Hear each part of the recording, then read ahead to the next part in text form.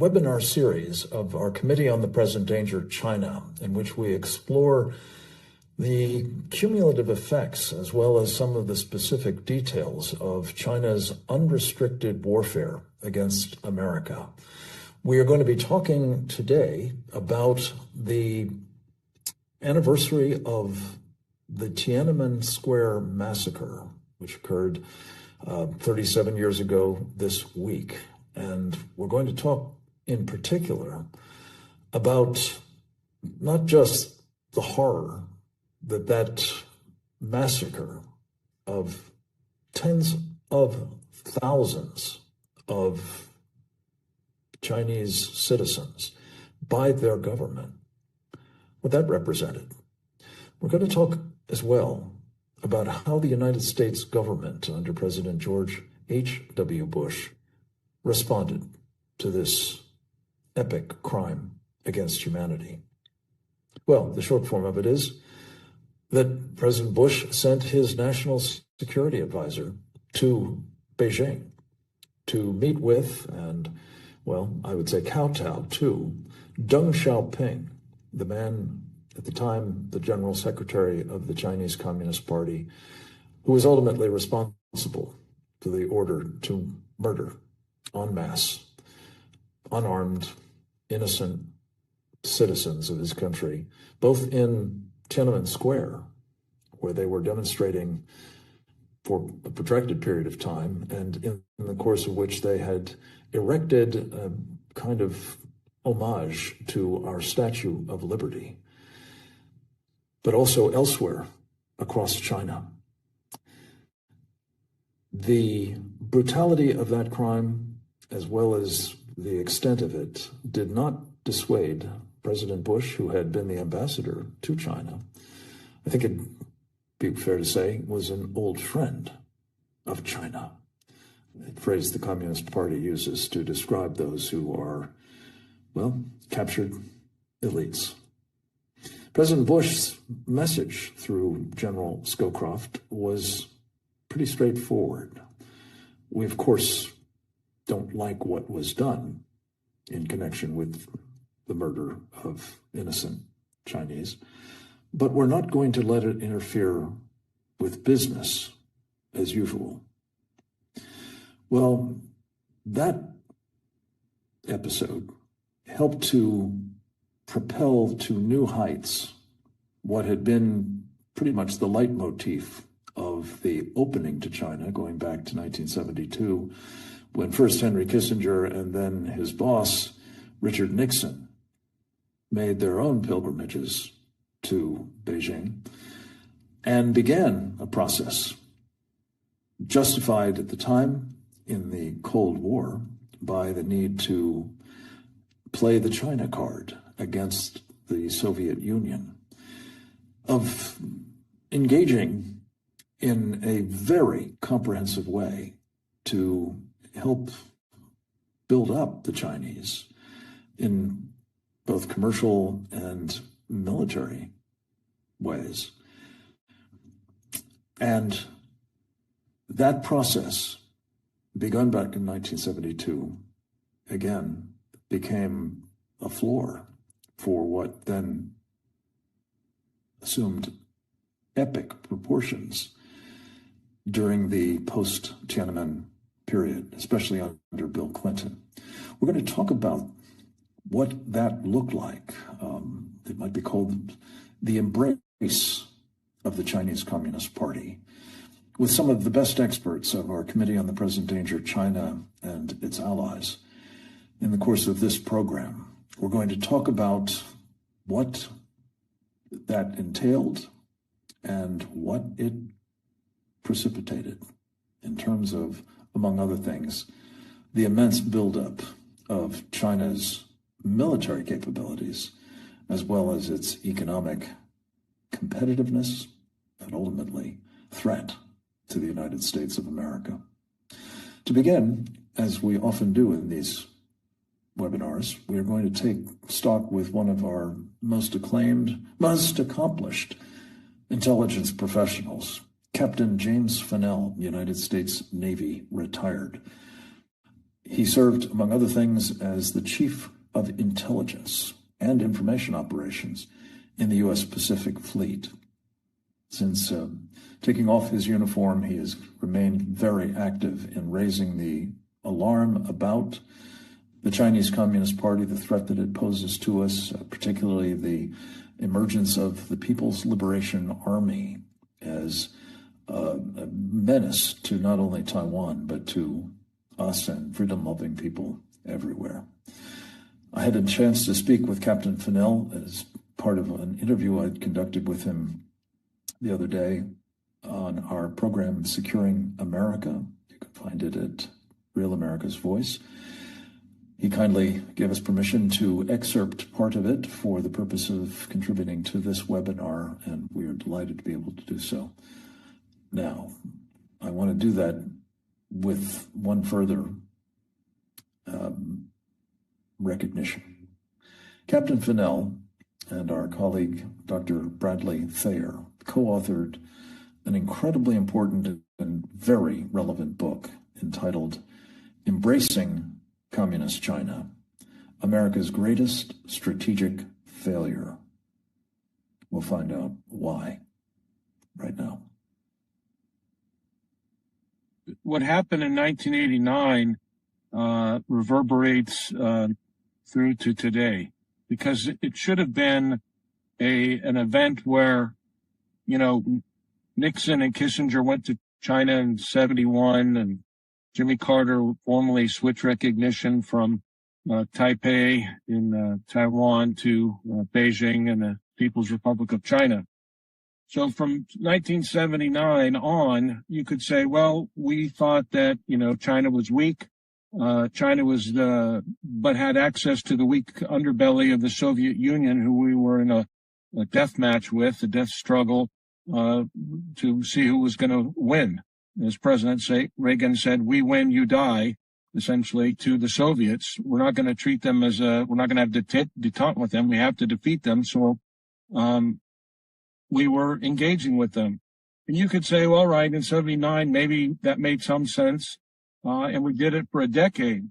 But in 1989, with the murder of at least 10,000 of their own citizens, you know, that was displayed to the world on this new thing called CNN, we got to see it.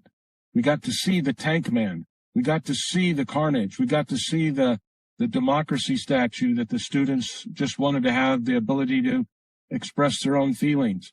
And we got to see what the Chinese Communist Party's real intentions are and how they really are in, you know, beside this cloaked, you know, the non-transparent government that they are. And so what happened then should have been a signal for us and for the current administration at the time, which is the Bush administration, and following administrations, to question whether or not we should be so close to and engaging with the Chinese Communist Party as we were. That should have been a warning signal to the national security apparatus of America. And, you know, the State Department, the Defense Department then, our Capitol Hill, the representatives that represent you and I and American citizens from threats outside of our shores. We should have said, hold on a minute. This seems a little bit off script. Let's tap the brakes on this. And instead, we did the exact opposite. We sent over some diplomats, Brent Scowcroft and Larry Eagleburger, and we kind of gave them the assurances that, hey, you know, what you're doing is, you know, a little bit out of bounds here for the rest of the world. So back off a bit and we can still continue to work with you. And what did we do? We invited them we gave them most favored nation status. We invited them to the World Trade Organization. We allowed them into the currency as a reserve currency, all without the normal protocols that any other country would have had to achieve and meet, the standards of being allowed into the World Trade Organization. There are certain economic criteria that the Chinese Communist Party and the PRC didn't meet. Same with the currency basket. They did not meet those standards. They did not meet the standards for most favored nation status. And we allowed them to come in and we embraced them. We work with them. And now we're sitting in this position now, you know, 37 years later, where they're threatening us. They're threatening us to withhold rare earth elements. They're threatening to withhold our pharmaceuticals that are needed for people's lives to be able to live. You know, if you need whatever medicine that you require to live, they have that control on. They have their hand around the throat of that.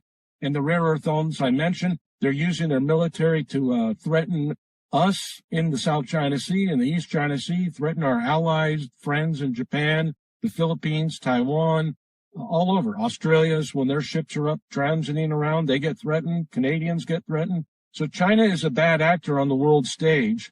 They're using debt trap diplomacy to expand this Belt and Road Initiative. And they're a malign actor when it comes to supporting Russia's war in Ukraine or China's activities in Africa, the South America, economic coercion. And they're using the tools of the United Nations and other forums to be able to achieve their goal. And they will stop at nothing to achieve their goal, which is to become the world's global superpower. And they want to see America displaced, even though every day in their press they say, we're not targeting any single country, we're not targeting any third nation, but we know that they are by their actions. And so this day is a solemn reminder that we should never have forgotten what Chinese Communist Party really stands for. And we should never be duped again into thinking embracing them is going to make everything better and that we're going to, all of a sudden, all of us get along and we're going to buy, sell, and trade and everything's going to be good. That is not the way the Chinese Communist Party is indoctrinated into their brains, into their DNA. And it doesn't matter if it's Mao or Deng Xiaoping. It doesn't matter if it's Hu Jintao or Jiang Zemin or now Xi Jinping. They all are essentially on the same sheet for their objectives. And they may change tactics in some places here and there, but their ultimate goal is to destroy the United States. And we should know that. And this day should be, a reminder to all of America of what they did and what they're capable of doing, not just to their citizens, but what they want to do to us in order to achieve their goal. We see what they're doing, Frank, to people like Jimmy Lai or those two Canadian, the two Michaels. You're going to be put in solitary confinement. You're going to be, bombarded with propaganda, light 24 hours a day or darkness 24 hours a day. You're going to have things projected into your ears. Just in those special cases, they do that. In other cases, like with the Uyghurs that we saw in Hong Kong a few years ago, where they were rounding them up and shipping them out to prisons, mass incarceration. And in other cases, like they've done in their past, they're willing to just mow people down and destroy them that way. So there was nothing, they have no moral compulsion to stop doing what they want to do in their agenda. And there's other set of horribles, including organ harvesting, which can be done, as well as just, the brutal imposition of the so-called social credit system. Jim, we have to take a break. We'll be right back with more on what else we need to be thinking about and doing with the Chinese Communist Party right after this. On for many, many reasons, but mostly it's, from my perspective, the military perspective, it allows China to be unfettered from what they consider to be these chains around their neck, especially the first island chain coming down from Japan through the Ryukyu Islands, through Taiwan, and then down into the Philippine archipelago. They have written extensively over the years about how they feel those island chains kind of lock them in from being able to get their military out into the Western Pacific, to be able to challenge the U.S. initially, but then to be able to send their fleets and aircraft around the world. Now, the military side of it, obviously economics. We know about the importance of the chip industry in Taiwan. It's just leading the world in advanced chip manufacturing and some other things as well. So, and then thirdly, there's this symbolic, Taiwan represents Han Chinese ethnicity that's able to function as a democracy, to have opposing political parties, to be able to argue and debate and still function as a society and have a very successful economy and successful society. And those are all things that stick in their eye. So over the last, especially since Xi's been in power for the last 14 years, he has been really propagandizing the importance of historic connections that the PRC has with Taiwan. And so they would prefer to be able to get it without firing a single shot. But as I have written and we've talked about on the show, time is marching on, and they know that they want to have a big party in 2049 to celebrate the 100th anniversary of the People's Republic of China. And so there's growing pressure, and we're seeing it manifest in the last 4 years as China's ramped up their military operations around Taiwan. Even today, I just read something just now that says that from the, China's just sent a whole nother high-level number of aircraft and ships around Taiwan, the second highest of the year just occurred. I know they're doing it in kind of relationship to Tiananmen Square, but they're sending the signal that if they don't get a political solution, a nonviolent, non-kinetic solution to restoring, Taiwan to China, that they're going to use force, and they have prepared a military force to do that. And when they do that, if they were to do that, everything changes for America, both across those three main areas I talked about. Militarily, we will be in a very dire situation. Our allies in Japan will be in a dire situation. Our allies in the Philippines will be in a dire situation. Taiwan will be gone. Economically, we will have lost all chip manufacturing, and China will control the world's chip manufacturing. Another stranglehold that can crush our economy, which is, obviously another major facet of them being able to achieve global domination. And then lastly, it shows the world in a kind of a information diplomatic sense, cognitive warfare sense, that it'll just show, hey, America's nothing. America couldn't even defend Taiwan, little old Taiwan. They couldn't stop us. We are unstoppable. And the tide of history, they will say, is on their side. They'll, bring out Graham Allison to give more speeches on the Thucydides trap about their a rising power. We're a declining power. And if we don't want a war, then we better accept that fact. That's what they're trying to do to us. That's what they're preaching. And unfortunately, a lot too many people in America, especially in our national security arena, buy into that. And so it would be massively different. I mean, it would be on steroids if they were able to take Taiwan. And our presence in the Western Pacific would be at risk. And that would be devastating. As Steve Bannon says, we are, and everyone should know, we are a Pacific nation. America's been a Pacific nation for a couple of centuries. We are a nation that's engaged in the Pacific. And if we are cut out of the Pacific, that'll have devastating consequences that will be reflected at Main Street USA, where things will not be available, prices will be dramatically higher, your dollar will be worth nothing, and you will be at risk from the threat of a potential military action or a non-kinetic military action. Your bank accounts could be zeroed out by Chinese cyber hackers. Infrastructure could be destroyed.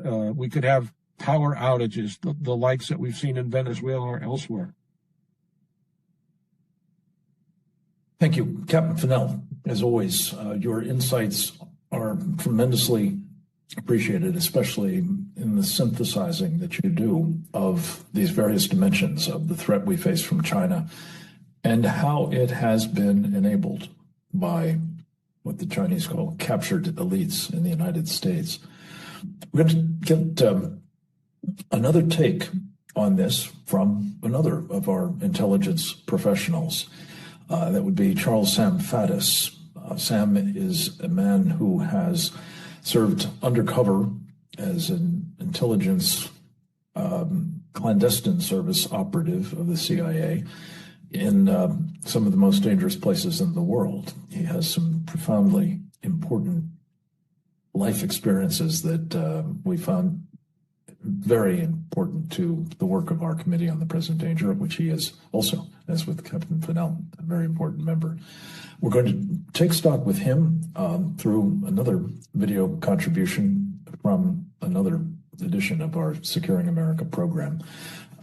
Let's go to Sam Faddis at this juncture, please. Well, I'm one of those who believes in smarter people than I have characterized this way.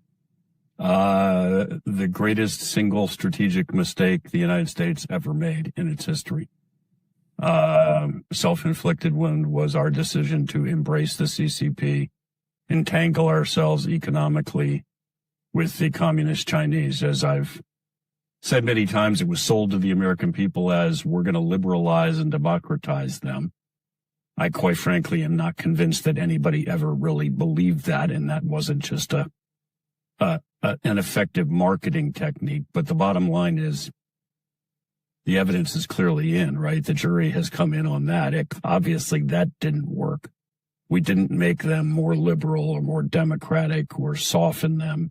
We just made them really wealthy and really strong, and have now we keep feeding the dragon that may ultimately devour us. And I get it that we cannot turn the giant supertanker that is the U.S. on a dime and immediately steer away at this point after decades. But I think we absolutely have to say, as a matter of policy, that is what we are doing, and that is the direction, and set that course and not give it a second thought. We have to disentangle. We have to fundamentally change this relationship. What has it wrought? I mean, it's catastrophic damage, right? Economically, we have gutted our industrial base. I mean, the industry that won the Second World War doesn't exist anymore. We struggle to produce handfuls of warships. The country that produced, Liberty ships at a feverish rate, every couple of days, another one was sliding into the water. And we now are years and years and years behind on shipbuilding. My God, we had a nuclear attack sub down in Norfolk that literally waited a decade for refurbishment and refit. And we recently had to announce that we were scuttling it. I mean, we're decommissioning it. It will never return to the fleet. What's the number one reason? We don't physically have the space and the workers to do the work. It's not that we don't know how to do the work. We don't have a place to do the work.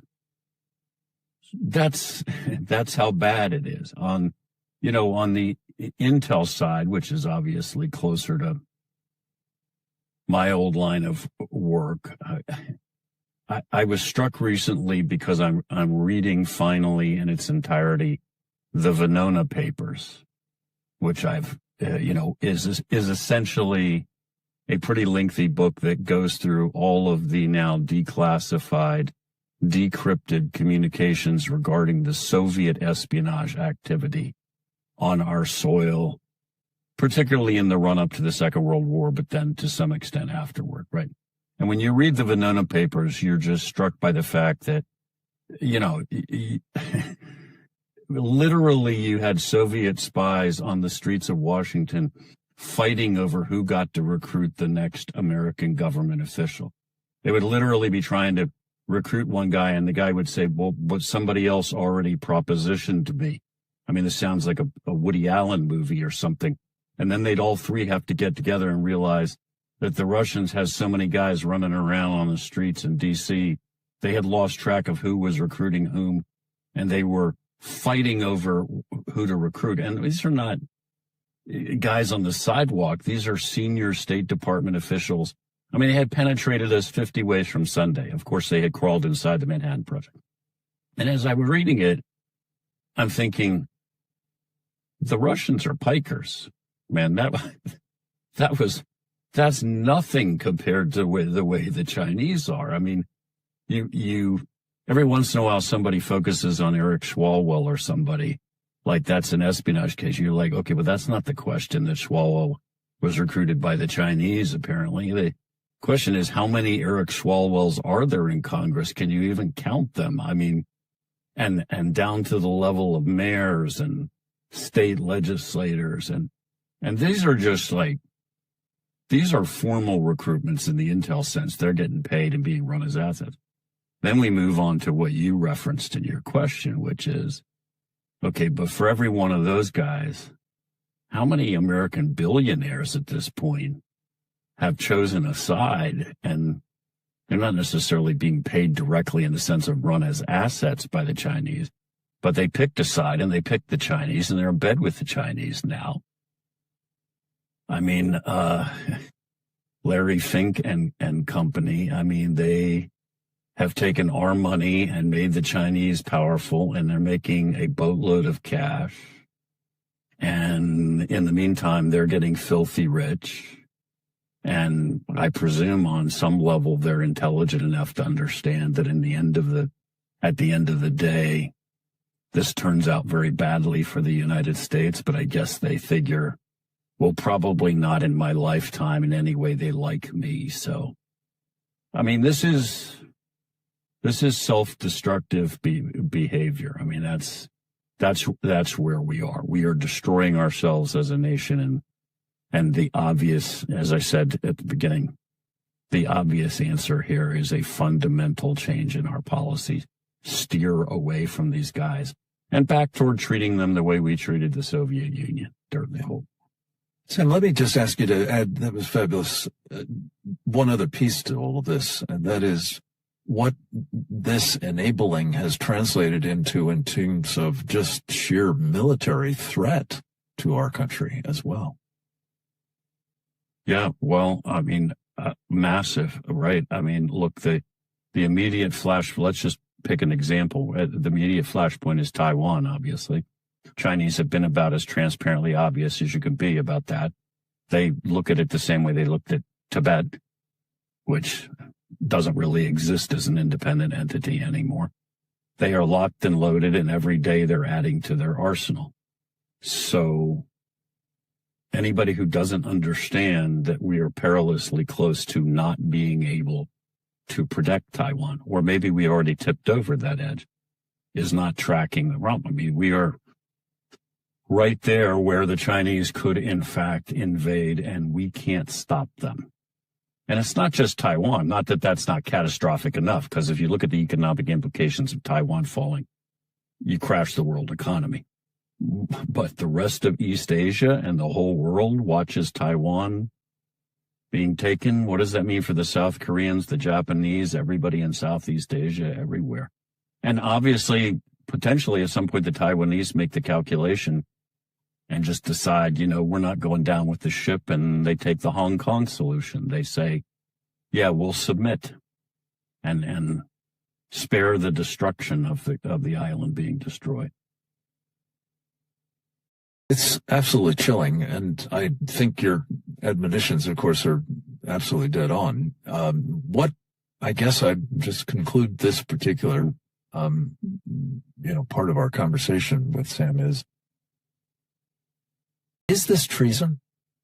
What is being done by these captured elites? You mentioned billionaires. There were, 13 or 17 or something on the plane with President Trump when he went to China. Every one of them is an old friend of China. Every one of them has made money, as you say, and sold out in hundreds. Well, I certainly regard it as treason. And look, I mean, you got the head of NVIDIA standing on stage dancing, thinking this is all a blast, and he's in a nightclub because they're rolling in money while the country goes to hell. I mean, yes, they have betrayed the country.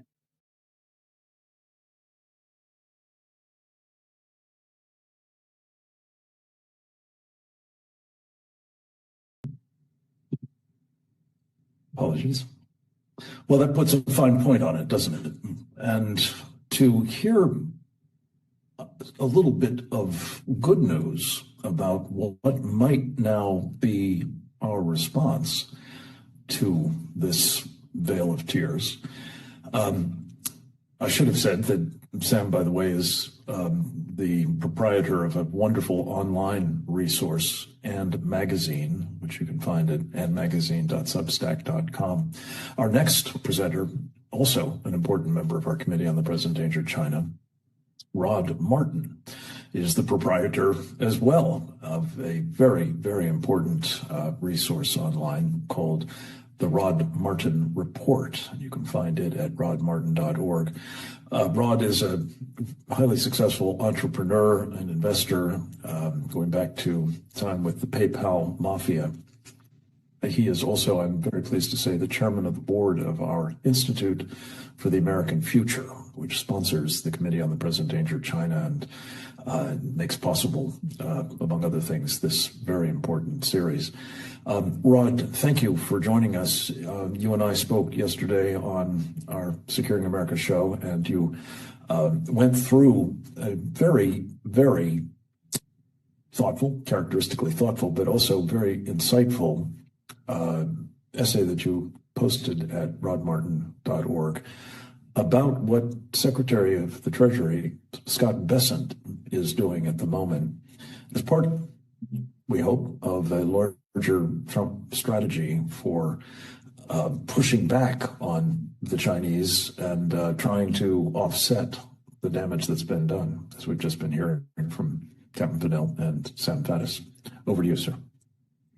Well, look, I love Sam Faddis. I just follow him religiously, and everybody ought to, and he's absolutely right about the geopolitical catastrophe that was unleashed by creating modern China. I mean, we built China. They certainly did their part, don't misunderstand. But if it hadn't been for specific actions taken, especially under the Clinton administration, China would not be in any danger of being a superpower now or ever. Actually, we built this, and that was stupid. It was, by the way, highly profitable to a great deal of the establishment in this country. So, we must not make light of that. The problem for China, and by the way, just one thing I would differ with Sam on, is that I think our biggest mistake was letting China go communist in the first place. Shame on Harry Truman. He got Greece and Turkey right, and he blew China, and that was just a catastrophe, and we wouldn't have had a Korean War or a Vietnam War if it hadn't been for that mistake in 1948 and 49. So American foreign policy toward China has been fraught since the end of World War II, and that continues to be true to a degree, but only in the degree that Sam identified, which is that it takes time to turn the super tanker that is the United States. Interesting phrasing, because we had an interesting development in the immediate aftermath of the Trump-Xi summit, which is that there are now a whole bunch of super tankers carrying liquefied natural gas, or LNG, to China. That would be interesting, I guess, normally. I mean, that's a lot of money. That's great. But it happens at the exact same moment that Xi refused to allow Vladimir Putin to build a gas pipeline from Siberia, one that would significantly reduce China's dependence on the Strait of Malacca, the Strait of Hormuz, and the U.S. Navy. So what do we make of this picture? And I actually take a much brighter view of where we are here. I think we're kind of where we were in 1985. In 1985, if the Red Army had wanted to invade West Germany, there's a decent chance it could have succeeded. There's a decent chance it could have shattered NATO. There's a decent chance that we could have ended up somewhere down the line in the middle of the movie Red Dawn. I mean, it was just really dire. But they didn't. And why didn't they? Well, they had a lot of internal problems. Brezhnev died, and then Andropov died, and then Chernyenko died, and Mikhail Gorbachev is just barely on his feet by 85. And by then, the Reagan defense buildup has kicked into full steam. The American economy is kicking butt and taking names for the first time in quite a while. The 70s were just a gallstone of a decade. And all of a sudden, the world looks very different. And I think the Soviets felt very strongly that they could turn that tide at Reykjavik, and Reagan just said, "Nyet." So we end up with the INF Treaty and START and the fall of the Berlin Wall and of course the fall of the Soviet Empire. Well, smack dab in the middle of that, a few months before the fall of the wall, we have Tiananmen Square, which shows you what was possible. The Soviets certainly could have taken a Tiananmen Square approach and didn't. And why? Well, Gorbachev thought he could reform it from within. He understood the structural problems of communism while still being a communist. He understood that reform was necessary. He understood the corruption was overwhelming. He understood he needed to tackle that before he tackled us. I'm not sure that was the right call for the Soviet Union, honestly, but that was his program, and Reagan encouraged it, and it worked. The net result of that was the real reform Russia needed, the fall of communism. Now, since then, they need different reforms. That's not the point. In 1991, it was a huge victory for them and for us because they were out from under the yoke of communism, and we no longer had the Cold War. Okay. I think Trump paid very close attention to every jot and tittle of that in the 80s. There is no question. And you see it in his writings since at least 1990. You see it in some of his video appearances that surface from time to time on YouTube. And I think that's exactly what we're doing right now. So in taking Venezuela off the map, you didn't just harm China's ability to import its oil. You also start interdicting the shadow fleet for the first time. That's vital for both sides of the equation. The Iran, Venezuela, Russia side of the equation, where they're exporting illicit sanctioned oil to China to be able to stay afloat. It's vital for China because 40% of their energy imports, they are the largest energy importer in the world, and 40% of that is illicit sanctioned oil being carried on those shadow fleet tankers. Well, France just interdicted another one the other day. And, Belgium has, Sweden has, India has. We're starting to choke off this supply. That creates tremendous problems in the Chinese economy. So let's remember that in the 80s, the intelligentsia in the United States was quite certain that the Soviet Union was 10 feet tall, could do anything, and absolutely had a bigger economy than the United States. And if it didn't, it was gonna, because history was on their side. No. None of that's true. And none of that's true in China today.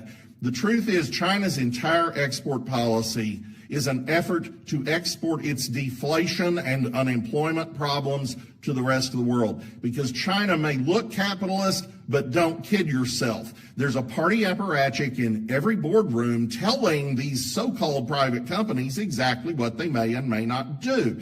It's a variation on the same theme that Hitler pioneered in the 30s in Nazi Germany, where they maintained the appearance of private ownership, but the reality was nationalization. That's the situation in China. And they still have a command control aspect of this. These ghost cities they've built pump up the construction sector, pump up their economic growth numbers. So impressive. What's the actual long-term net effect? Well, you just doubled the amount of housing in these areas. You just collapsed their value. Those numbers eventually catch up. And the more these contradictions appear in the system, and you see it everywhere, the high-speed rail network, it's a marvel. California would love to build such a thing. The problem, of course, is that nobody rides on those trains except a handful of routes. So this is this huge financial boondoggle that the American press is treating as a huge victory for communism. No, it's not. It's a disaster. It's an economic debacle. Now, add to that the Chinese have a total fertility rate of 0.92 and dropping. They're likely to stabilize about 0.8. That gets you a 75% population loss over the course of the rest of the century. And guess what, guys? It's not even. You lose the young working age people first, while the elderly balloon and need to be supported by those real estate investments. So that's where we are. Now, Donald Trump has flipped India. You've got meaningful cooperation with them, including interdiction of shadow fleet tankers, and instead of buying Russian gas, they're now buying American. You have a new defense pact with Indonesia. You have the Japanese supplying frigates to Australia and other arms, including warships, to the Philippines, some of those for free. You have a forest of missiles growing in Luzon. The deal we did with Taiwan in December was focused on howitzers and HIMARS to blow up landing craft in the water and on the beach. And this new deal that'll eventually get done, might be delayed a couple months, it'll happen, is air defense. But even if we don't do that deal, the Israelis are doing a deal with them for the T-Dome, which is like Iron Dome in Israel. So we suddenly have a lot of local powers who are helping us defend Taiwan in an overt way. And that creates the situation I believe we had in the 80s, which is, can they act? Yes. Will they act? They're going to hesitate because the risk is awfully high and it's getting higher. So the next few years are the dangerous part, where they try to decide, hey, maybe we can still do this. But you get out a decade, and this threat is probably done. Rod Martin, as usual, you are bringing not only powerful factual evidence to bear, but also giving us a bit more of a glass half full assessment of only things. Half full. I'm saying the half, but full, not yes. Yes. We so appreciate your contributions and look forward to a conversation with you about them with our final presenter in the course of this program, the chairman of our Committee on the Present Danger China, Brian Kennedy. Brian is, among other things, a former president of the very highly acclaimed Claremont Institute, these days the president of the American Strategy Group, the author of, among other works, China's War Inside America, and a frequent essayist, including on a subject that I encouraged him to speak about. In addition to, I hope, sort of synthesizing more generally his thoughts on the error that our Committee on the Present Danger China has been very actively pointing out and trying to correct, namely the capture of our elites and the help that that has given to China's unrestricted warfare against us. We've asked Brian to do, as I say, his usual cleanup batting on the sort of broader topic, but also to talk about evidence that China has, in fact, taken this unrestricted war into the domain of electoral warfare, namely trying to destroy our free and fair elections. And that may just be a foretaste of what is to come. Brian Kennedy, thank you so much for joining us. We know that you were up to a moment ago talking with Steve Bannon about this. I'm so glad the timing worked out that you could be here right on cue. Over to you, sir. Thank you, Frank. Great to be with you. I enjoyed what Rod had to say. I like when someone is an optimist about these things. And I think there's some reason for optimism, but operationally, I follow the Frank Gaffney thesis that we should always be examining what is the worst case scenario, and are we preparing for that worst case scenario? And can we look out on the horizon and see a bunch of things happening that we can discern that our enemy is doing certain things that mean our destruction? And so one reason we started this Committee on the Present Danger China, and we did that with Frank Gaffney and myself and Steve Bannon, we did that because we saw that there was an inadequate understanding of what China was doing here in the United States. And President Trump, back when we started this, was he had the right ideas, but he had an inadequate number of people supporting what he was doing and what he was arguing. The Chinese, as we've been saying, the Communist Chinese, have engaged in unrestricted warfare against the United States for about a half century. They mean to win that war. And even though Rod was right to be optimistic at times, I think the ability of communist China to win that war is still quite high. And it's quite high because even though we have a lot of things going in our favor, we still have a very divided United States. And the political weakness, as it were, of our system is something that the Chinese are going to exploit wherever they can. President Trump, when he goes to China, has to bring with him, or does bring with him anyway, all those tech and industry leaders. And he does that because they're very important to the U.S. economy. These are all also people, as important as they are to the U.S. economy, who don't really believe in America and what America stands for. And most of them would sell their mothers out for $1. And they'd be happy to sell the United States out to China, and quite often do. They had Jensen Huang with them from NVIDIA, and Jensen Huang would be happy to sell communist China, and presumably does sell to communist China one way or the other, very advanced chips in order to make their military and their society more capable. And so we're fighting this war with communist China at a time when many of our elites here, as Frank suggested, are not fully on the side of the United States. Now, we've always had captains of industry who, their first priority was making, a buck. That we understand. But during the Cold War, we had, the captains of industry who fully understood that American society, the American way of life, was a good thing and worth fighting and dying for. And they built great companies that were designed to make America a strong, free, and prosperous country. And as I'm suggesting, today we don't have that, or we have many fewer of those people in our country. The American people, for sure, still love their country and are willing to fight and die for it, but our elites, not so much. And President Trump is trying to engage in political, discourse here in this country at a time when you have a lot of voices who are against what he's trying to do. And so that's a big challenge.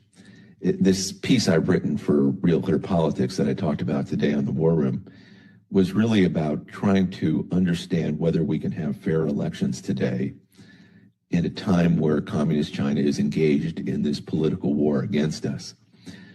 They have a cyber army of 1 million men, communist China does. It's at least the second best in the world. And so that should be of great concern.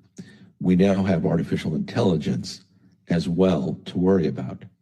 And in the piece, I mentioned that Secretary Bessent and Chairman Powell had to call in all the major banking companies in April to the Department of Treasury in order to have a frank emergency conversation about whether we could defend our banking system, which is that there's certainly more cyber dollars put into defense of our banking system than any other system we have in the country, probably other than our nuclear weapons. Could we defend that against artificial intelligence? Could we defend it against Chinese artificial intelligence? And what would that look like? Because they were looking at models that would suggest that in a matter of minutes, you could take down with artificial intelligence a bank in the United States. Now, imagine that happening for just a moment, that a U.S. bank goes down because of artificial intelligence. You go to withdraw your money and you can't do it. This is among the most secure systems we have. That is the power of artificial intelligence combined with cyber hacking into our critical infrastructure. And I suggest in this article, if we are worried today about our most secure system, which is our money supply, as it were, what about our voting system, which is an afterthought, which has, relatively speaking, very little security around it, partly because they have it's gaslighting at some level, this idea that the system is not connected to the internet. Well, a system is electronic, and so at some point it's connected to the internet. There are parts that report in our electronic voting system. There are obviously parts that use the internet. There are obviously computers connected to the internet. And so we have an electronic voting system in this country that is vulnerable to cyber attack. And I would say this was not a controversial proposition as little as 2020, 6 years ago, where major Democrats, Amy Klobuchar, Ron Wyden, Elizabeth Warren, and Kamala Harris were warning about the cyber vulnerability of our voting system. Well, we had an election in 2020 that was stolen in part, I believe, because of that cyber vulnerability and the exploitation of mail-in balloting. We have a voting system today that the Chinese, in my opinion, can exploit, either through cyber penetration or through the counterfeiting, large-scale counterfeiting of mail-in ballots, which themselves are a very vulnerable way of voting. Again, this was not a controversial proposition. As little as 10 years ago, people said mail-in balloting is the most susceptible to fraud. Well, today we have a system with electronic voting and mail-in balloting that is very open to fraud. When it's Americans trying to do that, that's one thing. When you have a nation state like Communist China that has a 1 million-man cyber army and a budget just for influence operations and intelligence operations of $20 billion a year in the United States, we have to take a hard look at that system and see whether or not, in fact, we ought to be doing it that way. In this piece, and I recommended also in the War Room, that President Trump sign an executive order banning electronic voting on the grounds that it had cyber vulnerabilities that the U.S. government as a whole and states in particular were not capable of protecting the citizens from, and to severely limit mail-in balloting to the military and to those people who are permanently confined. Everyone else is going to need to vote in person using paper ballots, showing voter ID, and the ballots counted by human beings with other human beings watching them. The kind of thing you would do if you saw you had a vulnerable system and weren't adequately capable of defending it. The legitimacy of the U.S. Republic depends really on having elections that people can trust. And today, large numbers of Americans can't trust that. The Chinese, in my opinion, are going to exploit that. They have exploited that. Tulsi Gabbard said 18 to 12 states in 2020, their voter databases had been penetrated by the Chinese. And I speculate in this piece, well, why were they penetrated? Other than to try to influence the election, potentially through counterfeit mail-in ballots. That's the thing we're up against today. We're in a political war, Frank, with Communist China. And unless we're willing to take that seriously, we run the risk that our republic is going to be undermined by Communist China and their very powerful capability of being able to engage in political warfare against us, either through mail-in balloting that they're able to manipulate somehow, primarily in my view by counterfeit ballots, or by cyber penetration of our voting system, which is a very real possibility that, again, was not a controversial proposition with Republicans and Democrats until very recently. And so whatever else is true of our relations with Communist China, I think we have to realize that they are a very real threat, as we've been highlighting on these webinars for 6 years now, and that we have to, whatever positives may be coming our way, we're still in a very precarious spot, and Americans need to take that very seriously, especially the president. And I would encourage folks to take a look at this essay of mine and you could find it on our Present Danger China website. Thank you, Frank. Thank you, Brian. As always, so much important content. I'm really glad that you mentioned this anomalous situation in which 4 prominent Democratic senators were expressing, well, Brian Kennedy-esque concerns about our voting system. And this isn't just some sort of random assertion. They were in a movie called Kill Chain that came out, as I recall, in the run-up to 2020, that made it absolutely clear they knew exactly what the kinds of vulnerabilities are that you have just described. And the extent to which they got away with in the aftermath of that stolen election using those techniques, we have reason to believe,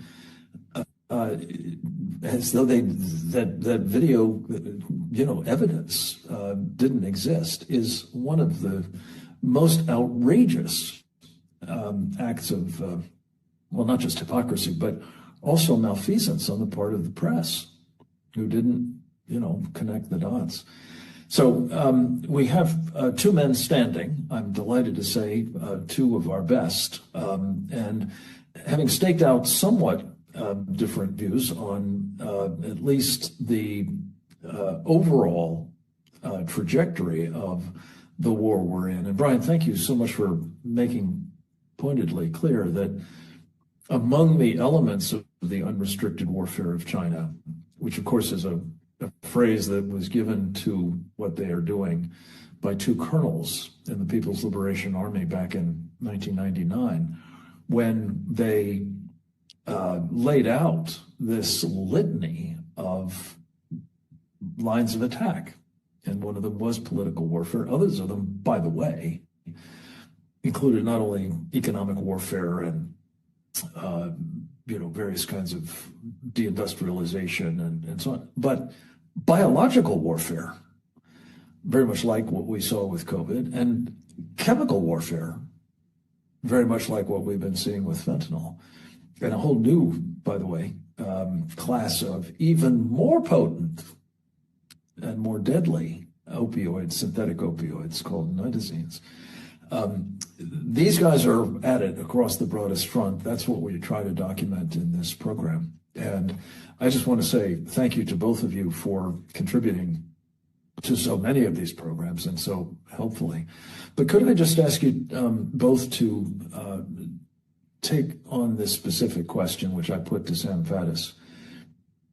Is what we're dealing with here, when all is said and done, by those who have engaged in embracing communist China, as Captain Fennell and Brett Thayer put it, or, becoming part of the captured elite, or selling us out, however you want to describe the action, does it rise to the level of treason in terms of the damage that it's been doing to us? And should there be accountability? I usually at this point hold up our copy of our book called The Indictment, which was developed from many of the first 70 or so of these webinars. We're up to, I think, 220 or so. The subtitle of it is Prosecuting the Chinese Communist Party and Friends for Crimes Against America, China, and the World. And it envisioned, among other things, prosecuting them in the court of public opinion, if not literally in Article 3 courts. But I'd be very interested in your take on this, because it seems to me it is the crux of the problem. The Chinese, yes, but the problem being caused by Americans as well, and what we need to do about that. Well, I'll take a stab at that. I mean, please. First of all, I want to violently agree with Brian. I know that's shocking. We have to look at the worst case scenario to know how to prevent it. And that's the aim, and that's what I am aiming at. Are we preventing it? Is this administration doing something different that could actually prevent it? And I believe we are. I think it's going really well, actually, and actually pretty fast, which is also true of Reagan coming off of Carter, who was about to give away the entire world, not to mention the United States, to the Soviets. So, you know, you can turn these things on a dime, but you have to be really, really deliberate about it. And I think Trump is nothing if not deliberate. As far as the traitors among us, I think most of them aren't technically traitors. The Constitution's pretty clear about what is and isn't, but some of them absolutely are. And I would encourage everybody, just briefly, go hunt down Peter Schweizer's book on this, about all the children of American politicians who have been the conduits by which the CCP has bought major American leaders. I think some of these people probably do need to be prosecuted. The rest of them need to be shamed. And, you know, that doesn't include CEOs who just outsourced operations to China because it was massively cheaper. Our government encouraged that. That's a different thing. And I think it was foolish. I think the Europeans are figuring out now that it's foolish. That we had some interesting stuff come out of the French planning agency this week, you know, about how Europe is going to be deindustrialized in the next 10 years at the rate it's going because of Chinese dumping. And for some in our audience who have heard that term but don't understand what it means, that's where a command and control economy is able to produce without reference to actual costs, as a result of which it undercuts the other country so much that it drives their industry trying to compete fairly out of business. They are subsidizing their industry beyond anybody's ability to grasp for this purpose, to drive Western industry under and take over huge segments of the economy. And by the way, have been very successful at this in pharmaceuticals, certainly with rare earths. They control 92% of the world's rare earth refining. Yeah, this has to be opposed, and Trump is opposing it. And if the Europeans would step up and follow his example, they could avoid that deindustrialization. But a lot of that is just the natural course of business where our government was asleep at the switch. Some of our government officials were bought directly or indirectly.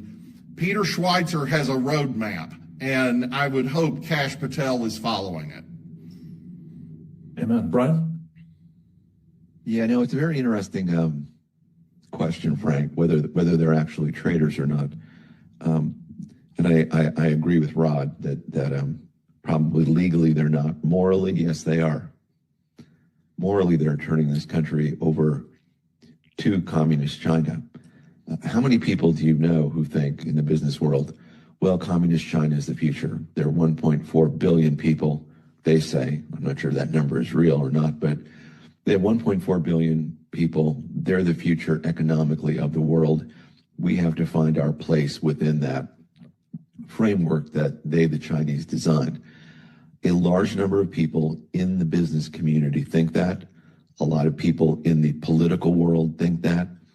And the only man who stopped, who in the political realm anyway, who said no to that, really seriously, was Donald Trump. He said that's not going to be the way the world works. We're not going to let them design the future world. We're going to design it. But he finds himself not alone, but it's him, the American people, and people like us who defend that point of view. Much of the political world in Washington does not take communist China as a threat after all these years. Even after everything they did with COVID, even after $7 trillion worth of theft of American intellectual property, they don't take them as a threat. We have not done a good enough job as a country in understanding what the communist Chinese threat is to the United States so that it permeates both American, society more broadly, but specifically the business community and official Washington. As you'll remember, as we've highlighted, under the Biden administration, they got rid of the China desk, basically the main counterintelligence desk, at the FBI looking at China. I've talked to FBI agents. They said the amount of nefarious activity by communist China in the United States is so great that it would take a quadrupling or a quintupling of our FBI today just to scratch the surface of all the bad things communist China is doing in this country. Well, I think as a people, we need to take a hard look at that. You know, should we have 300,000 or 400,000 or 500,000 Chinese students in our universities?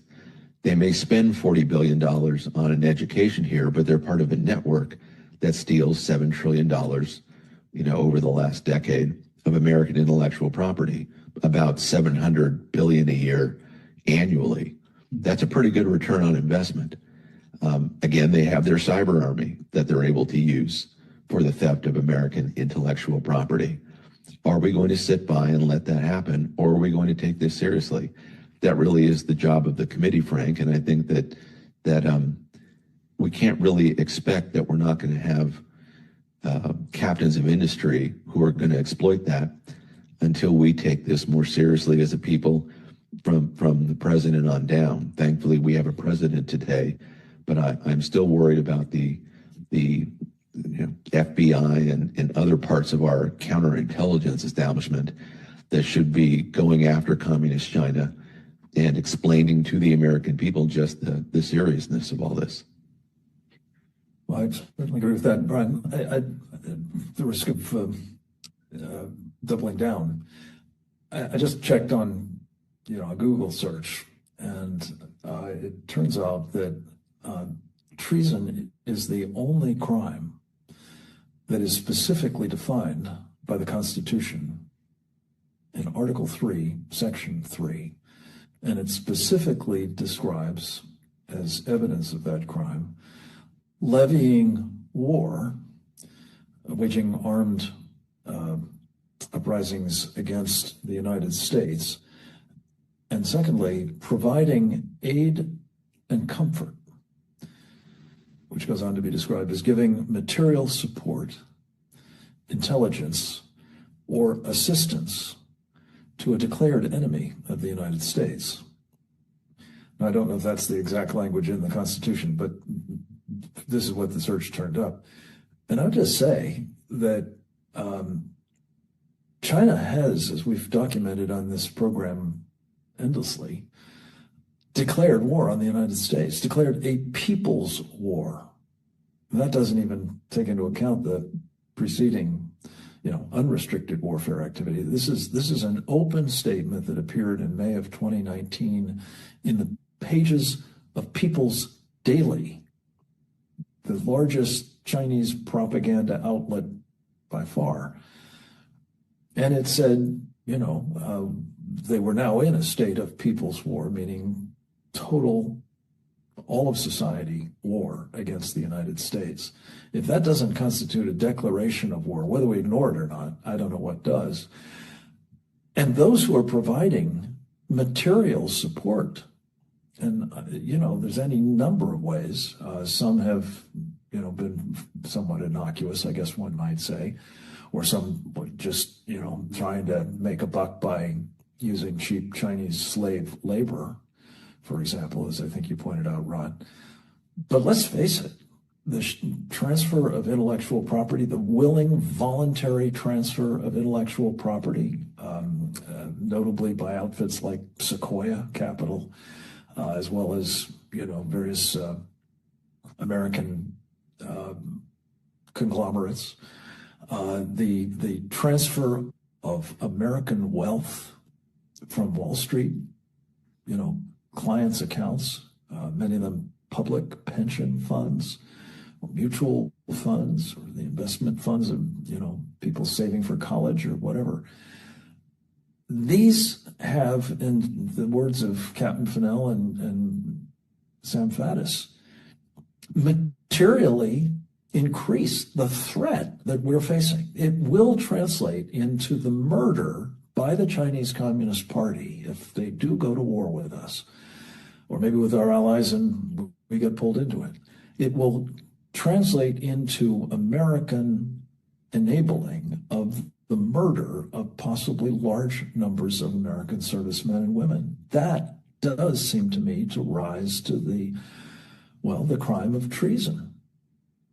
And if it hasn't happened yet, thank God, it doesn't mean it won't. And if we don't call it out, and if we don't, as I said in our book, prosecute these people publicly, shame them for what they're doing, if not actually bring charges and put some of them away, I think that we're going to see just more of this. And the NVIDIA CEO is a prime example of it. He's doing everything he can to end run, it appears, the constraints such as they are that Donald Trump has imposed on the transfer of chips that will enable the Chinese Communist Party quite possibly to win the proverbial AI race, whatever that means. I'm really concerned about this, gentlemen, and I appreciate you indulging in a serious conversation about it against the backdrop of the cumulative experience that we've had over these decades with embracing communist China. And it seems to me it just absolutely must stop. Concluding thoughts, Rob, do you want to go first? We are at war. It's not a formal war. So there would be some legal gray areas, but there's certainly no legal gray areas where some of these people were effectively bribed. And you're by training a lawyer. Can I just ask you to clarify? Our friend and colleague, Dr. Karen Sigerman, has a wonderful turn of phrase about this. Brian's heard it many times, as you may have, Rod, in which she compares it to the old analogy, the line about if a tree falls in the forest and nobody's there to hear it, does it make a sound? She says, if you are at war and you're not paying attention to it, can you still lose it? And I think that's where we are. We are at war. And Frank, we keep losing wars for no good reason. We didn't have to lose in Korea, and I guess we didn't technically lose, but kind of lost. And we certainly didn't have to lose Vietnam. We won in Vietnam, and then we screw it up in the aftermath. And the same guy who opened China, by the way, Henry Kissinger. Well, and I was making the point to you yesterday, I believe, maybe it was Eric Stagelbeck, that, look, Donald Trump isn't starting a forever war with the Iranians. He's ending one. They've been at war with all of their neighbors and us for 47 years. And the American people and the American government ignoring it doesn't mean it isn't true. What would it take? I guess blowing up some more skyscrapers in the United States for people to notice. This is no way to run a country. And I just feel very strongly that Donald Trump agrees with that statement. This is no way to run a country. So there need to be prosecutions of the people that we can actually stick a charge on in an actual federal court. That a treason case is going to be hard in a lot of these cases. Bribery case might not be that hard. Certainly public corruption of various sorts are on the table, and Trump is clearly intent on rooting out public corruption. I think that's probably our best angle to get to this. But again, just, you said closing thoughts. Closing thought is, yeah, we need to take this all seriously. Yes, the Chinese can really hurt us, potentially beat us. Terrible things could happen, but I am optimistic about the path we're on now, as long as we don't screw up and elect Gavin Newsom or somebody in 2028. I think this president and a likely next president are gonna stay on this path. And I think even the Europeans are starting to wake up, at least the French are, which, I hate to ever say anything nice about the French, but the French are finally figuring it out. And this is encouraging. So if we can, I believe Trump believes, and I believe it is true, that the Reagan strategy was right. Contain them, cause problems for them on their own turf instead of ours, the Reagan doctrine, and let the internal contradictions of communism collapse the system of its own accord. And in the process, you have the potential to avoid war. We avoided war in the 80s, which is a major miracle. I think we can avoid it here, but I wouldn't count on it, so we better prepare like crazy. Amen. Brian Kennedy, closing thoughts. Yes, I agree with everything Rod said. That was brilliant. My view is the communist Chinese want to be and are planning on becoming the dominant political military power in the world. That's their goal. They're going to pursue it with everything they have. We need to understand that in the United States. That is not adequately understood among our political elites, and it's not understood adequately by our intelligence community and by our defense establishment. They've long held the view that we're not going to engage in war with communist China, and therefore we don't need to prepare for it. We don't have the Navy, we don't have a missile defense, we don't have adequate offensive forces. Go up and down the list, we don't have what it takes to either win a war or deter a war with communist China, except for at very great losses to the American people. That's unacceptable. We need to have that clarity, Frank, so that everybody understands just what's at stake. And if we did understand that, and we actually had government operational, you wouldn't need to be talking about treason. There would be laws against it. There would be restrictions against what our industries can be doing with communist China. There'd be all sorts of legal apparatus in place to make sure that doesn't happen. We still have a lot of work to do, which is why I want to thank all the members of the Committee on the Present Danger China, most especially you, Frank, for all your hard work in really advancing these ideas with a great deal of skill and intellect that I very much admire, and I want to thank you for that. And on this anniversary of Tiananmen Square, we want to make sure that everybody knows the nature of the Chinese Communist Party, the threat they pose to the United States, and that we, the United States, are going to win this war, whatever it takes. And that starts with the American people. So thank you, Frank, and thank you for all you do. Brian, thank you. Thank you for those very kind words. It is a team effort. Let me just respond. You said something that I think is in need of amendment. The Chinese are not only pursuing world domination with everything they have, they're pursuing it with everything we have, if they can get their hands on it. And that's the point of this particular webinar, is we cannot allow this to persist because it is a formula for our destruction. I wanted to add my closing thought, which is one that we frequently return to, whether he's with us or not. Trevor Loudon, another of our distinguished members, has a riff that he does on how we can stop this captured elite problem, or at least greatly diminish it. He recommends using the techniques that have proven successful in countering the mafia, RICO statutes and the like, but also specifically the techniques of offering amnesty to people who will basically turn state's evidence, rat out those people up their food chains, whether it's in business or finance or political life or other areas of activity, because it is a comprehensive problem. It is a whole of society war, as I said, this people's war, but it's against the whole of our society as well, from farmers who are selling their land to the Chinese communists without regard for the fact that they're in proximity perhaps to military facilities and they will be used to attack them quite possibly. It's a comprehensive problem, but I think Trevor is right that if you do give people an incentive to expose the treacherous behavior, if not outright treasonous, treacherous, if not fully betraying our country, certainly undermining it, doing material harm to it with a declared enemy of our country, those are, I believe, prosecutable crimes. And especially if you have the evidence that people who are inside their wire can uniquely provide.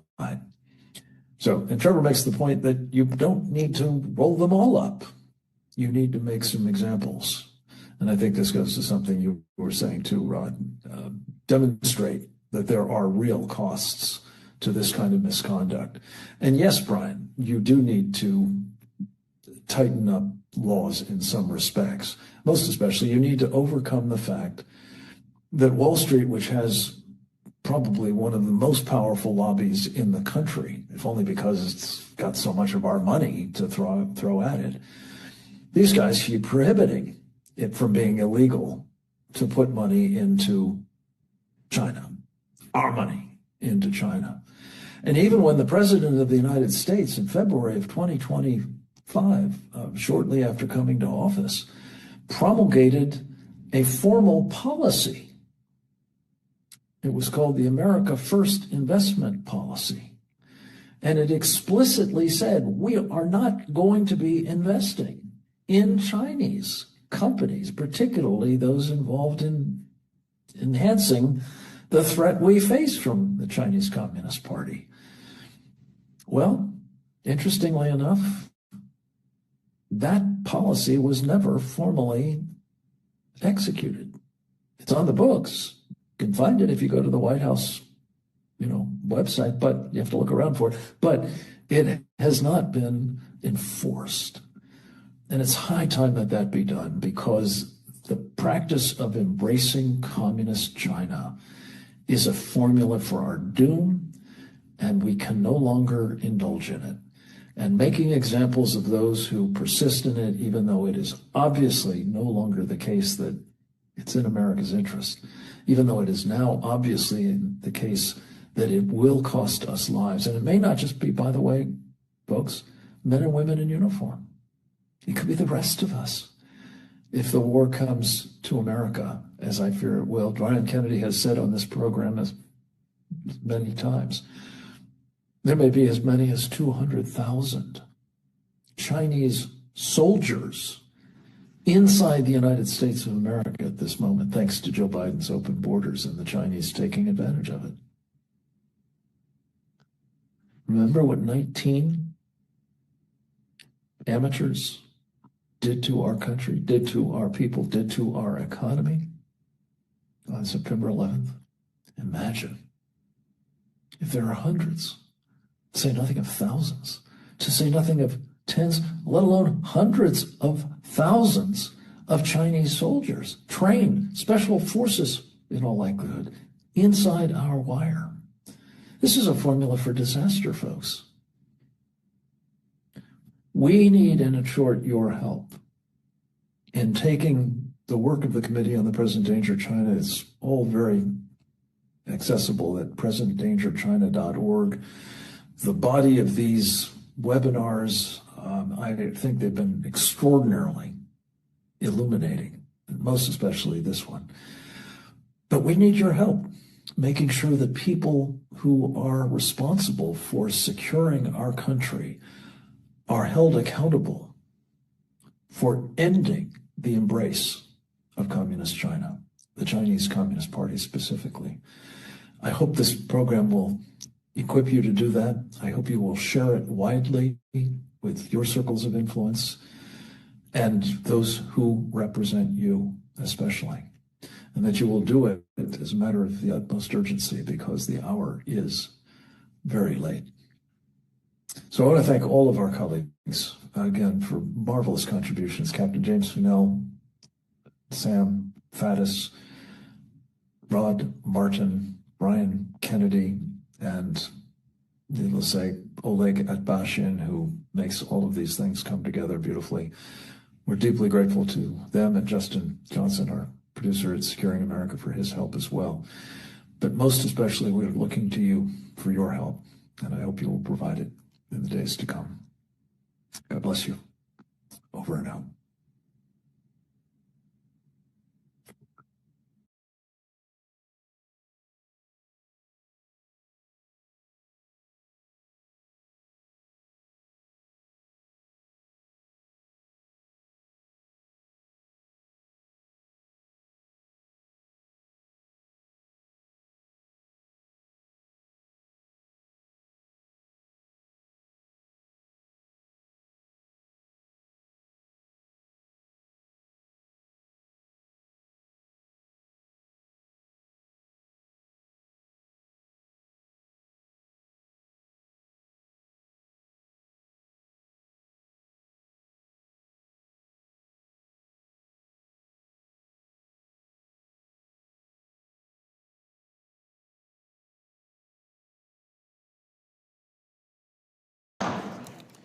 The committee will come to order.